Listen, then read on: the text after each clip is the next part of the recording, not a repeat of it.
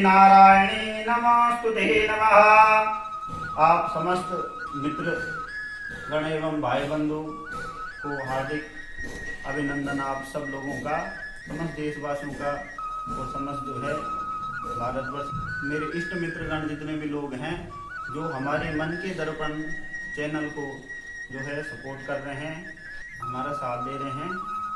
तो हम आज मन के दर्पण में आप लोगों से एक विषय पे बात करना चाहते हैं। 9 ग्रहों पे हम आपसे आज विस्तार पूर्वक बात करेंगे। छोटा सा प्रयास है, मैं ज्योतिष का विशेषज्ञ नहीं हूँ, ना मुझे ज्योतिष का इतना ज्ञात है। छोटा सा प्रयास है और आप लोगों के लिए कि हम आज जो है मन के दर्पण के चैनल के माध्यम से अगर हमें नवग्रहों का 9 ग्रहों का पूजन करना हो या नवग्रह शांति करनी हो तो किस प्रकार से हमें करनी चाहिए, आज हम जो है आपसे विस्तार पूर्वक इस विषय पर आपसे बात करते हैं। जो भी हमने पढ़ा है, जो भी धर्मशास्त्र के माध्यम से, वो छोटा से छोटा और बड़े से बड़ा प्रयास और उस संदर्भ को आप लोगों के सामने हम लाएंगे कि आकृति क्या होती है, नवग्रह किस प्रकार से बनते हैं। जैसे कि हम पूजा करते हैं, मैंने अभी आपकी अपनी कुछ पिछली वीडियो में आप लोगों से बताया है कि पूजा कैसे होनी चाहिए और किस प्रकार होनी चाहिए। पूजा होनी चाहिए मनसा वाचा कर्मणा,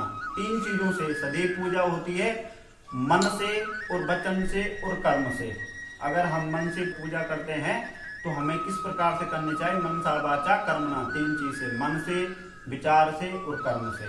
परंतु ग्रह गोचर और जो है हमारे ग्रह गोचर के अनुसार जो हमारे धर्मशास्त्र में नाना प्रकार के जो है योग विद्याएं बताई हैं, नाना प्रकार के जो हमारे धर्मशास्त्र में ग्रहों के बारे में बताया है, तो उसमें मेरा भी एक छोटा सा आप लोगों से प्रयास है। जब हमारी जन्म पत्री में जो है एक काल सर्प दोष हो तो हमें उसके माध्यम से नवग्रह की हमें शांति करवानी चाहिए। तो जब हम नवग्रह की शांति करेंगे तो हमें किस प्रकार से करना चाहिए, हमारा उद्देश्य मेरे इस वीडियो में, इस क्लिप में बताने का ये उद्देश्य है कि नवग्रह शांति किस प्रकार से करते हैं। तो सर्वप्रथम हमें धर्मपरायण होना चाहिए। 9 दिन तक नवग्रह की पूजा होनी चाहिए और होती है। नवग्रह की शांति करते हैं तो 9 दिन तक कम से कम पूजा होनी चाहिए। हर ग्रह पे रिसर्च होनी चाहिए, हर ग्रह के बारे में हर दिन पूजा होनी चाहिए, षोडशोपचार से, 16 प्रकार से। मैंने पहले भी बताया है, फल फूल, दूध, दही, पान, रोली, चावल, कलावा इत्यादि से। और हमें सर्वप्रथम क्या करना है, जैसे मैं आपसे अब जो है विस्तार पूर्वक बताने की कोशिश करता हूँ। सर्वप्रथम हमने पंचांग वेदी बनानी है और पंचांग वेदी में किन किन देवताओं को स्थापित करना है। भगवान ओमकार जी को करना है। ओमकार में हमें तीनों देवताओं की प्रतिष्ठा करनी है। ओमकार जी में ब्रह्मा जी का ध्यान करना है, भगवान विष्णु जी का ध्यान करना है और भगवान शंकर जी का ध्यान करना है। यहाँ पे हमारी माता भगवती है, जगत जननी जगदम्बा भवानी है। भगवती में तीनों देवी के पूजा करने हैं, माँ भगवती लक्ष्मी की, सरस्वती की और माँ भगवती राजमानी राजराजेश्वरी की, दुर्गा जी की पूजा हमें इसमें करनी है। ये हमारे फिर पंचांग वेदी में जो है क्या आता है, हमारा एक भगवती की 16 शक्ति आती हैं, जिन शक्तियों को हम इस रूप में भी मानते हैं, ज्वाला देवी, नैना देवी, चामुंडा, मनसा देवी, ये सब भगवती की 16 शक्ति हैं। 16 सिद्धपीठ हैं, गौरी, पद्मा, सची, मेघा, सावित्री, विजया, जया, देवसेना, सुधा, स्वा, मातृ, लोक मातृका, ये 16 मातृका है। ये भगवान जो है वास्तुपुरुष हैं, इसमें हमारे देवी देवता जो है निवास करते हैं। ये हमारे नवग्रह मंडल हैं, इसमें 9 ग्रहों का पूजन करना चाहिए। ये हमारा जो है नवग्रह मंडल है। पंचांग वेदी, भगवान गणेश जी का पूजन करना चाहिए, भगवान गणेश जी को स्थापित करना चाहिए। भगवान गणेश जी के बाद जो है कलश जी की स्थापना करनी चाहिए। यहाँ पे हमारे कलश ब्रह्म देवता हैं, भगवान साक्षात भगवान विष्णु जी हैं, इनमें श्री का वास है, लक्ष्मी जी हैं। और उसके बाद हमें क्या करना चाहिए, विस्तार पूर्वक हर ग्रह की रिसर्चें करनी चाहिए। हमने इसमें बुध का यंत्र बना रखा है, उसमें जो है हमने ये बना रखा है शुक्र। तो जैसे हमारे यहाँ पे क्या है, बुध ग्रह है, तो बुध ग्रह की एक आकृति बनानी चाहिए और उनमें उनके 9 दिन तक पूजा करनी चाहिए। फिर हमारा शुक्र है, शुक्र ग्रह का यंत्र बनाना चाहिए। इस प्रकार से बनता है, मेरे अपने योग्य विचार से हुआ, मैंने उस अनुसार इस चीज को बनाया है। नहीं तो हमारे धर्मशास्त्र के अच्छे अच्छे रिसर्च मैन हैं, ज्योतिषी हैं, अच्छे अच्छे लोग हैं जो इसको और तरीके से भी बनाते हैं। मेरा छोटा सा प्रयास है इसलिए आपको दिखा रहा हूँ। शुक्र ग्रह की स्थापना करनी चाहिए, वहाँ पे हमारा चंद्रमा है, चंद्रमा का यंत्र बनाना चाहिए।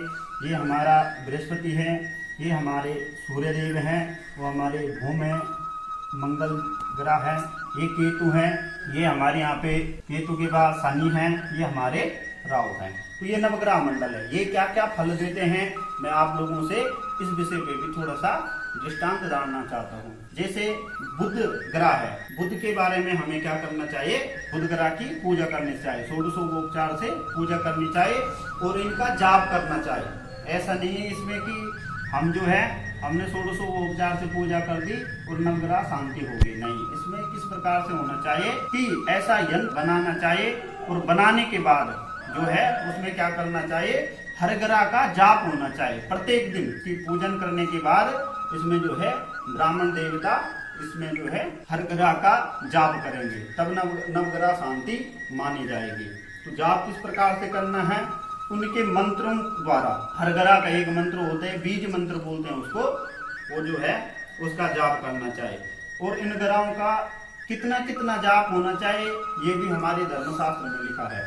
जैसे सूर्य का जाप करेंगे हम तो हमें 7000 जाप करना चाहिए, और अगर हम चंद्रमा ग्रह का जाप करते हैं तो हमें 11000 करना चाहिए। जैसे हम भूम मतलब मंगल ग्रह का जाप करेंगे तो हमें कितना करना चाहिए, 10000 जाप करना चाहिए। और अगर हम बुध ग्रह का जाप करेंगे तो हमें कितना करना चाहिए, 9000 जाप करना चाहिए। अगर हम बृहस्पति का जाप करेंगे तो हमें कितना करना चाहिए, 11000 जाप करना चाहिए। और अगर हम शुक्र का करते हैं, शुक्र ग्रह का जाप, तो हमें 16000 करना चाहिए। और अगर हम शनि ग्रह का जाप करेंगे तो हमें कितना करना चाहिए, 23000। और अगर हम राहु ग्रह का जाप करते हैं तो हमें कितना करना है, 18000। और अगर हम केतु का करेंगे तो हमें कितना करना चाहिए, 17000। इस प्रकार करने से 9 दिन पूजा करने से तब नवग्रह शांति होती है। इनका अपना अपना बीज मंत्र है, उस बीज मंत्र को माला में लेकर के और उसका जाप करना है। जाप करने के बाद जो है इनकी मैंने आपको बता दिया किस ग्रह का कितना जाप करना चाहिए, सूर्य का 7000 बता दिया, हर ग्रह का मैंने आपसे विश्लेषण कर दिया। तो ऐसे करने से जो है नवग्रह शांति होती है। जो हमारे जन्म कुंडली में एकादश द्वादश स्थान में जो क्रूर ग्रह होते हैं जो है वो शांत हो जाते हैं। शुभ ग्रह फिर जो है शुभ की प्राप्ति करते हैं। मैं आप लोगों से ज्यादा नहीं कहना चाहता हूँ, न मेरी इतनी बड़ी ज्यादा रिसर्च है और ना मैं इतना शास्त्र का ज्ञाता हूँ, ना मुझे इतना जो है ज्योतिष मैंने पढ़ा हुआ है, परंतु छोटा सा एक दृष्टांत और भी मैं आपसे डालना चाहता हूँ। जब बुध की दशा चलती है हम पे, तो बुध किसका मालिक है, बुद्धि का मालिक है। जब बुध की दशा चलती है तो हमारे बुद्धि पे उसका प्रभाव पड़ता है। जब शुक्र ग्रह की दशा चलती है तो शुक्र क्या है, मैन्युफैक्चरिंग का कार्य करता है। शुक्र आदमी को जो है मैन्युफैक्चरिंग देता है। और जब चंद्रमा की दशा चलती है तो चंद्रमा ग्रह क्या करता है, मन का कारक है।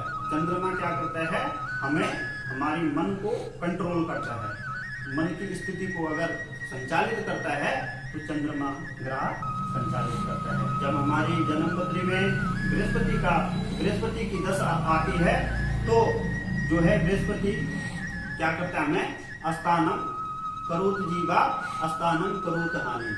बृहस्पति हमें स्थान दे देता है, अच्छा एक स्थान दे देगा जिसपे आप अपने जीवन में अच्छा संघर्ष करोगे तो जीवन में एक अच्छे और व्यक्ति बन करके उभर जाओगे। सूर्य हमारे जीवन में क्या करते हैं, सूर्य ग्रह हमें प्रकाश देते हैं, बल देते हैं, तेज देते हैं। अगर कोई किसी के जीवन में प्रकाश की वृद्धि होती है, उसका चेहरा बिल्कुल चमकता है, तो भगवान सूर्य नारायण की उनपे कृपा होती है। भूमि क्या करते हैं, भूमि का मतलब मंगल ग्रह। मंगल ग्रह हमारे जीवन में जो है ब्लड, अगर साइंस से इसको लेंगे, साइंस के बारे में बात करेंगे या फिर ज्योतिष के बारे में बात करेंगे, तो मंगल हमें क्या है, रक्त का कारक है।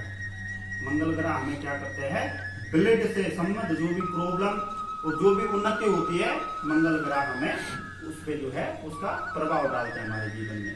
और केतु क्या करते हैं हमारे जीवन में, केतु उन्नति का कारक भी है और केतु एक जो है आदमी को क्या कर देते हैं, स्थान परिवर्तन करवाते हैं उनका। जब जब केतु की दशा आती है आप स्वयं ज्योतिषी बन सकते हो, इसमें कोई बहुत बड़ी बात नहीं है, छोटी छोटी रिसर्च है। आगे मैं आपके जीवन में और आपको मन के दर्पण के चैनल के माध्यम से वो चीज आपके सामने लाऊंगा कि आप भी अपने जीवन में अपने घर में हंसना शुरू कर दोगे। आप भी ये बोलेंगे कि हम तो जो है इस चीज को पहले समझ पाते, हम इस चीज में हमारे जीवन में बहुत सारा परिवर्तन हो जाता है। केतु क्या करते हैं, जब जब केतु की दशा आती है व्यक्ति पे तो स्थान परिवर्तन हो जाता है, या विदेश यात्रा होगी या फिर उनकी माँ को कष्ट हो सकता है। ऐसा मेरा स्वयं का रिसर्च है, मैंने कहीं पढ़ा नहीं है। ये मैं आपसे ये दावा नहीं कर सकता हूँ कि उस शास्त्र में, उस धर्म पुराण में या उस वेद में लिखा हुआ है या उस ज्योतिष तर्क संग्रह में लिखा हुआ, ऐसा मैं दावा नहीं कर सकता हूँ। मैंने व्यक्तिगत रिसर्च कर रखी है और रिसर्च करने के बाद ही ये बात मैं आपसे कह रहा हूँ। जब शनि की दशा चलती है व्यक्ति पे तो हम अपने जीवन में भयभीत हो जाते हैं, मतलब, परंतु मेरी व्यक्तिगत रिसर्च है कि जब शनि की दशा चलती है व्यक्ति जो है बिल्कुल अपने मार्ग पे आ जाता है। अगर वो अपने जीवन में मार्ग से भटका हुआ होगा तो अपने जीवन पे जो है उसके जीवन पे शनि का प्रभाव पड़ता है। वो जीवन में बहुत संघर्षशील और बहुत अच्छा व्यक्ति उभर के आता है जब शनि की दशा आती है। परंतु उसमें एक बात और भी है, आगे उस चीज को बताएंगे कि इनका स्थान भी होता है, इनका लगन होता है, स्थान होता है, कौन ग्रह किसके साथ क्या फल देता है, उसको भी आगे जाकर के उसका विश्लेषण करेंगे।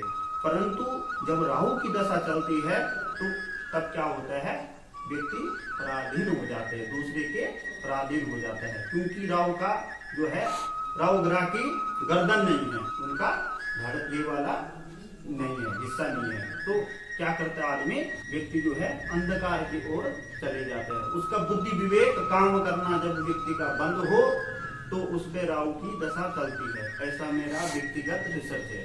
जब जब राहु की दशा चलती है, हमने अपने पीछे मन के दर्पण के चैनल के माध्यम से बता रखा है कि आपको जो है हनुमान चालीसा का पाठ करना चाहिए। जब बुध की दशा हो तो हमें गाय माता को हरा चारा खिलाना चाहिए। जब शुक्र की दशा हो तो हमें व्हाइट चीज का दान करना चाहिए। जब चंद्रमा की दशा चले तो हमें उस समय क्या करना चाहिए, हमें व्हाइट चीज का ही दान करना चाहिए।